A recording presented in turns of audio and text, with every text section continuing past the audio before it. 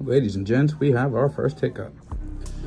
I'll tell you what, it's a blessing and curse that we bought the kit and I had to assemble it piece by piece, because if I didn't and I just bought it assembled, I would have no idea how to fix stuff like this. So in the end, it worked out.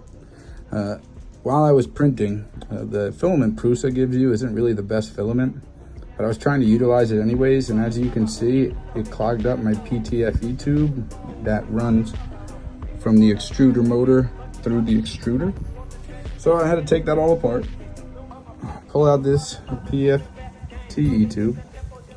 I need to try and clean this one out or replace. I'm probably just gonna replace it because I got this, and then clean this out on the back end and save it if I need it, but we'll see what happens.